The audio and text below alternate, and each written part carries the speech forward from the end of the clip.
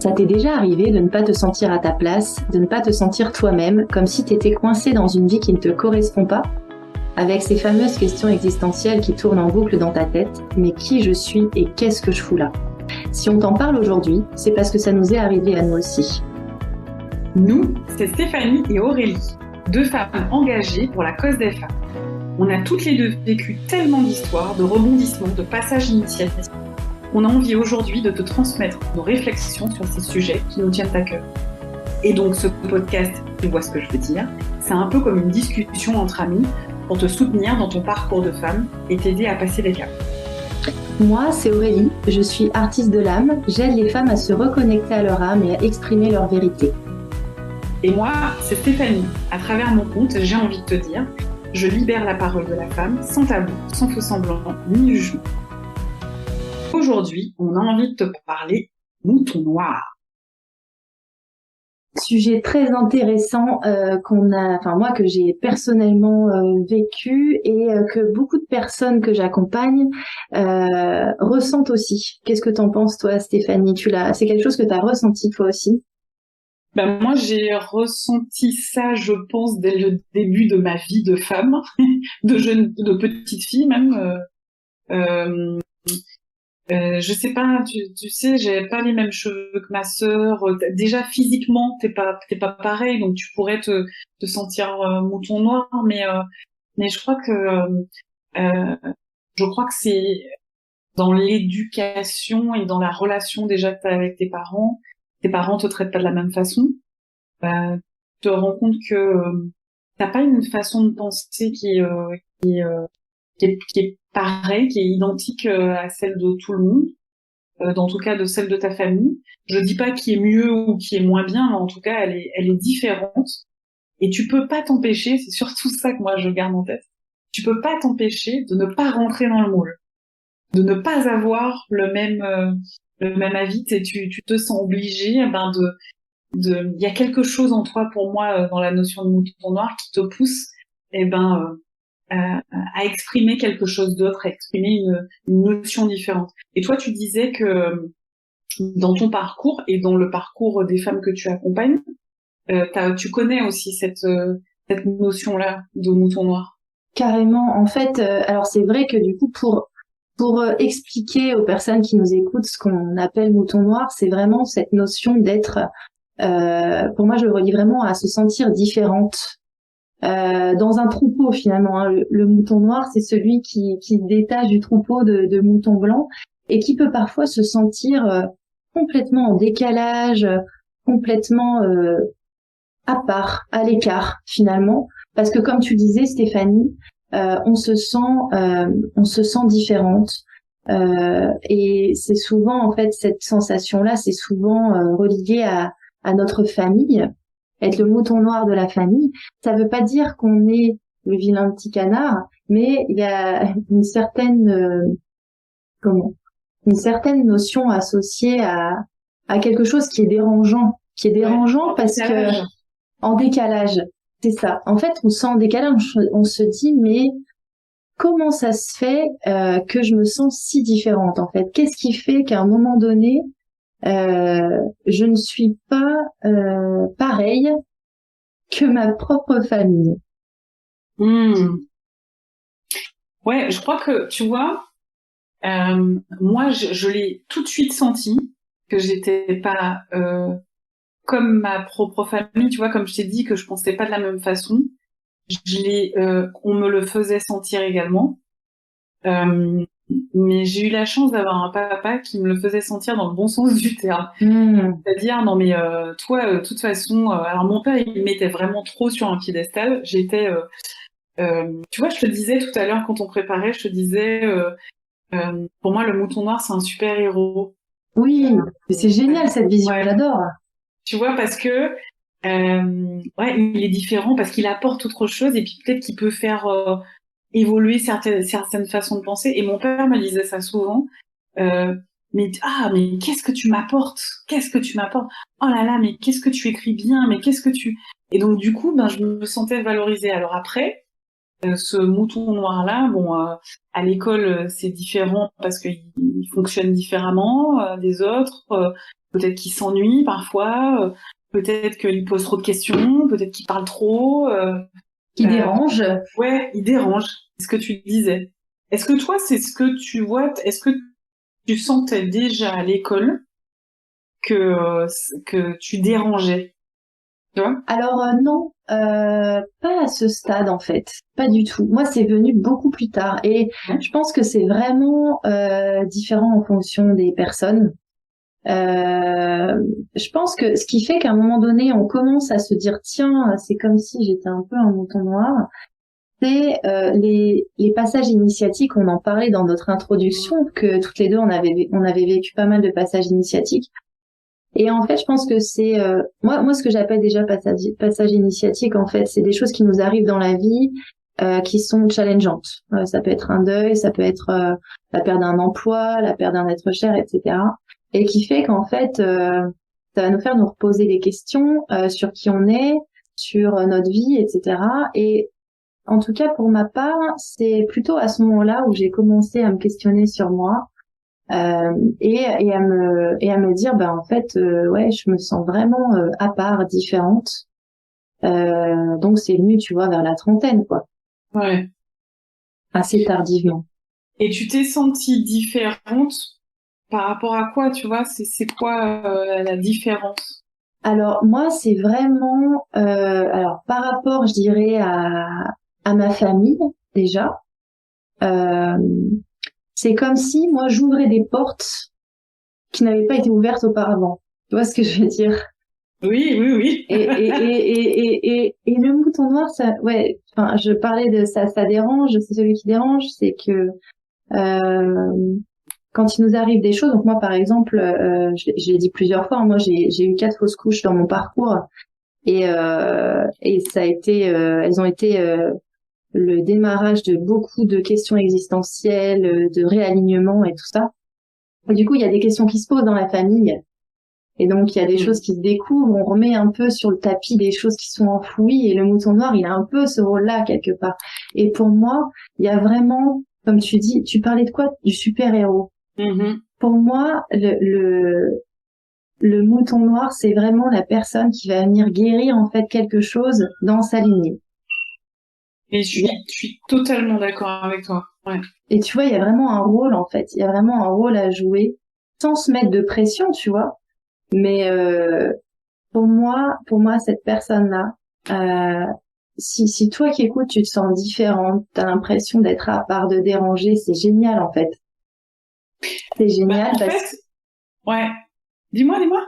Non, mais c'est génial parce qu'il y a vraiment, t'es là pour une mission. C'est comme si t'étais là sur Terre. Enfin, moi, je considère que tout le monde a une mission à vivre sur Terre, mais tu as vraiment cette mission de venir guérir quelque chose dans ta famille, et c'est par l'expérience que tu vas avoir, par tous les passages initiatiques que tu vas avoir, tout ce que tu vas en retirer, qui va faire que finalement le schéma qui se répète peut-être dans ta famille, qui peut être totalement différent d'une famille à l'autre, hein, mais des choses qui se répètent qui sont pas forcément agréables, eh bien, grâce à toi, va s'arrêter et va venir se nettoyer. Mais tu sais, alors moi je suis totalement d'accord avec toi. Je pense que je l'ai vécu dans ma vie sans rentrer dans les détails. Je pense, il y a quelques années, je suis rentrée, donc je suis originaire de la Martinique et je suis rentrée en Martinique, et puis j'avais besoin de confronter ma mère sur un sujet qu'elle et moi on avait vécu, et je sais pas, enfin je savais pas qu'elle l'avait vécu aussi elle, et c'est en lui disant ben voilà, j'ai vécu ça, j'ai machin, qu'elle m'a annoncé, ouais, mais moi aussi je l'ai vécu, tu le sais. Mais ouais. Et je me souviens que ma grand-mère maternelle m'avait dit, quand j'étais plus jeune, mais tu vois, tu t'en souviens pas forcément, tout de suite m'avait raconté aussi une histoire qu'elle avait vécue elle-même. Donc non seulement ça se transmet, mais ça on le sait maintenant que ça se transmet, c'est souvent des traumatismes qui se transmettent de femme en femme, de mère en fille. Mais c'est que, en effet, quand je te disais que tu ne peux pas, quand je te disais tout à l'heure, c'est comme si tu peux pas t'empêcher de mettre le doigt sur les choses. C'est ça qui fait mal. Pas, ou qui doivent, où il y a un petit truc qui, tiens, tu vois. Il y a un nœud. Voilà, il y a un nœud. Et toi, tu le vois, mais comme si personne ne le voyait. Oui, mais c'est exactement et donc, ça. forcément, t'emmerdes tout le monde. Enfin, avec ton nœud que tu vois que personne ne voit, c'est comme si tu voyais des fantômes. Mais toi, tu sais qu'il y a un truc qui va pas, tu sais qu'il y a un truc à déloger. Et j'irai plus loin.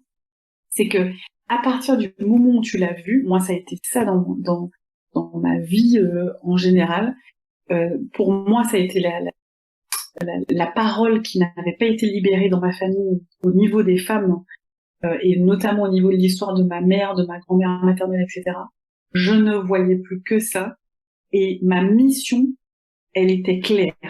C'est-à-dire que j'en ai pas fait mon métier, hein, mais pour moi, j'ai ouvert le compte, tu vois, j'ai envie de te dire, et je me suis dit, je vais aider les femmes à libérer la parole, Mais ouais. parce que c'est ça qui va les aider à s'ouvrir, en fait. Mais c'est Tu ça. vois, donc non seulement, oui, dans la famille, tu ouvres quelque chose, ou enfin en tout cas tu refermes quelque chose, tu guéris, tu penses, tu soignes, mais je pense qu'en plus, toi, une fois que c'est fait, tu sais, c'est comme si je te parlais de super-héros, ben, ton pouvoir, ça y est, tu as compris ce que c'était ton pouvoir, et donc du coup, ben, tu ne peux qu'aller de l'avant en essayant, sans t'en rendre compte forcément, parce que moi je le fais de façon naturellement, ben, d'aider les autres personnes, et tu le fais naturellement dans des conversations, dans des rencontres que tu fais à travers les choses que tu partages avec les gens, de guérir, de continuer à guérir. Et donc, pour moi, le mouton noir, ça peut pas être quelque chose de négatif, en fait. Je ne peux plus le voir que comme totalement positif, libérateur, et tout ça avec beaucoup de modestie, dans le sens où on nous apprend pas non plus, hein, à se dire, bah tiens, j'ai ce super pouvoir là et je peux aller de l'avant et je peux aider. Et moi, je sais qu'aujourd'hui, bah, être le mouton noir, c'est un super pouvoir, quoi. C'est tout cool. Et c'est clair. Et j'allais dire, on nous apprend pas à être différents, parce que on est dans une société où on veut tous nous faire rentrer dans le même moule.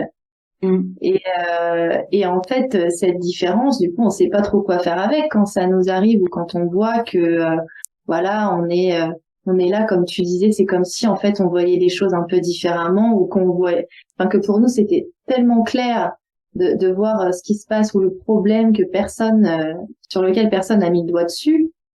Et en fait, cette notion de mouton noir, c'est vraiment la personne qui se guérit qui en se guérissant elle-même va venir aussi guérir les personnes de sa lignée, et va pouvoir ensuite aussi derrière transmettre. C'est exactement ce que tu racontes en fait au final. Mais tu sais, ça me fait penser, alors moi je suis cinéphile au possible, et alors sériephile, je sais pas comment on dit, mais bon bref. Et en fait, j'aime beaucoup regarder des séries de super-héros. Et quand tu regardes, c'est toujours la même chose. Au départ, il sait pas il ou elle ne sait pas qu'elle a un super pouvoir. Elle découvre par hasard, et souvent c'est pas dans la meilleure des situations, et elle essaie de s'en débarrasser. Au départ, ça lui convient pas. Mon Dieu, non, je suis Qu'est-ce que je vais faire avec? Voilà, qu'est-ce que je fais? Ouh là là, non, ça change mon quotidien, je vais pas être normale, etc.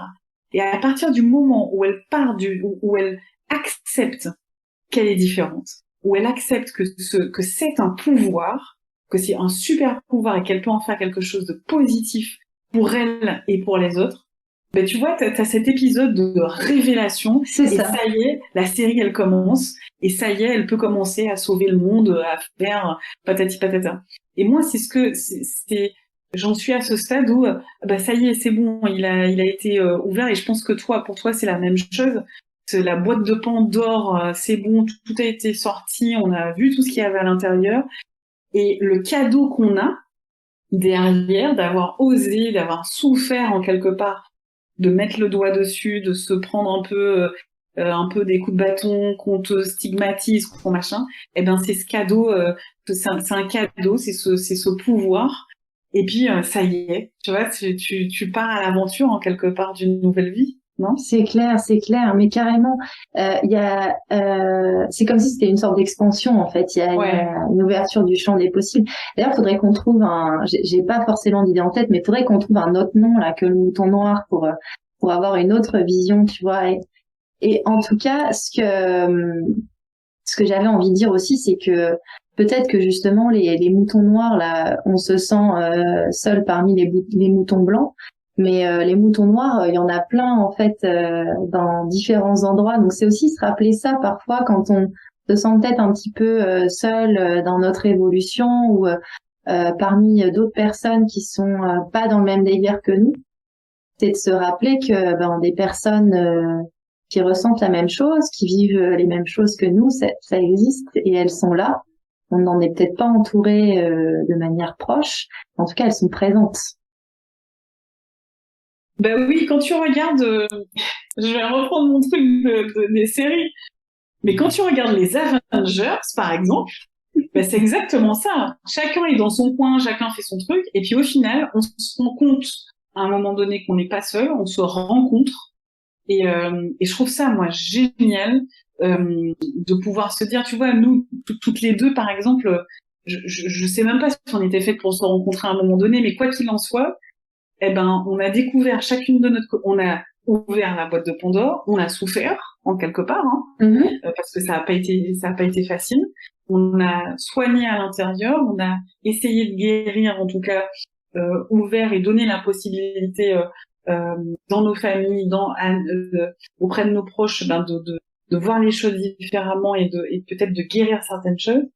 Et puis on se retrouve toutes les deux pour créer ce podcast, mais pas que, puisque c'est pas la première chose qu'on crée ensemble, pour justement aller encore de l'avant. Et je me dis, il y a peut-être des gens qui vont nous écouter là, comme tu disais, qui se sentent peut-être toutes seules, des moutons noirs éloignés, et qui, vont se dire, bah tiens, allez, je me greffe encore, et puis que ça va grossir en quelque part. Et tu sais, tu disais, ah ouais, je voudrais qu'on trouve un autre nom pour ce mouton noir. Moi, la première fois que tu m'en as parlé, et je pense que c'est un lapsus cérébral révélateur, j'ai pas vu le mouton noir éloigné, j'ai vu plutôt le chien de berger quand tu m'en as parlé. Ah, mais oui. Tu vois, c'est celui qui à un moment donné, bah tiens, lui il va à gauche, on va tout le temps à droite. On l'avait jamais remarqué, lui, le noir, là, tu vois, le mouton noir. Ah bah tiens, on va le suivre, en fait. Lui, il broute une herbe qui est différente. Elle est pas plus verte, plus jeune, elle est juste différente. Et si on allait le regarder, c'est juste pas la même que d'habitude. Bah ouais, c'est juste pas la même que d'habitude. Et elle a peut-être une autre saveur. Un berger. Comment? Elle a peut-être une autre saveur à côté, justement. Ouais. Mais ouais. Bah ouais. Et j'adore l'image, j'adore. Soyons des chiens de berger. Exactement. Soyons des chiens de berger. Et tout ça, comme je le dis, comment dire, en oubliant cette notion de modestie, il faudra qu'on fasse un podcast à ce sujet d'ailleurs, mais en oubliant cette notion-là, parce que c'est pas parce qu'on dit chien de berger que tout de suite tu te transformes en Jésus ou en... Oui, c'est ça. Oui, bien sûr. Tu fais bien de le dire aussi, oui. Tu sais que tu as un talent, enfin, bordel, on en a, quoi. Chacune de nous, on en a un. C'est pas pour rien qu'on se ressent mouton noir et qu'à un moment donné, dans nos vies, on entraîne des gens dans notre sillage aussi. Et que les gens, ça peut être 2 personnes comme 10 personnes, enfin, je veux dire. Mais faut qu'on garde en tête, faut qu'on oublie déjà cette histoire de je suis trop modeste pour non, mais non, je peux pas être un mouton noir. Non, j'ai un talent, je me suis toujours sentie différente. Allez quoi, j'accepte, j'incarne, j'assume. Et il y a ce côté-là, il y a aussi à l'inverse ne pas se victimiser non plus. Ne pas s'enfermer derrière ce côté brebis galeuse. C'est vraiment de cette sensation de toute cette différence, faut en faire une force. On n'arrête pas de le dire depuis tout à l'heure, mais c'est vraiment ça, quoi. C'est vraiment ça qu'il faut retenir. Mais c'est vrai que tu sais, quand tu dis, j'ai lu ça dernièrement, mon Dieu, je ne sais plus sur quel je sais plus dans quel article, une psychologue qui disait que, et c'est logique, hein, à force de se sentir victime, bon, on agit comme victime, donc on fait en sorte d'être la victime en quelque part. Bien sûr. À un moment donné, quand tu prends conscience, que oui, t'es le mouton noir, mais que derrière, si t'entends tout ce qu'on vient de te dire depuis tout à l'heure, que c'est une formidable chance et qu'il faut peut-être réfléchir à l'inverse, à se dire, ok, j'ai subi toute ma vie, mais c'est quoi dans mon histoire là qui est en train de, comme tu disais tout à l'heure, de se répéter, ou dans l'histoire de ma famille qui se répète, qu'est-ce que je suis en train de vivre, qui je suis réellement, à un moment donné, transformer cet état d'esprit de victime en ok, bon, bah ça y est, on peut faire le deuil de la victime et la femme héroïque ou pas du tout, hein, ou la femme normale, classique, peut prendre le dessus un petit peu, quoi. C'est ça, c'est ça. Qu'est-ce qui est en train de se jouer dans notre vie? Qu'est-ce qui est en train qu'est-ce qui demande à être libéré pour son expansion, quoi. C'est vraiment ça. Donc, retenons, soyons des chiens de berger. Est-ce que tu as quelque chose d'autre à rajouter, Stéphanie? Bah non. Non, je trouve que c'est une belle conclusion, tiens. Je pense qu'on a fait pas mal le tour du sujet. C'est vrai que cette conversation, elle aurait pu durer encore des heures et des heures, mais on préfère t'inviter à poursuivre cette discussion avec les femmes de ton entourage. On t'invite donc à partager ce podcast avec d'autres femmes qui en auraient besoin. Tu peux aussi nous retrouver et échanger avec nous sur nos réseaux sociaux, Luminao Find Yourself, et J'ai envie de te dire. Et en attendant le prochain épisode, n'oublie pas que c'est au moment où l'on se perd réellement que l'on commence à se retrouver. Tu vois ce que je veux dire ?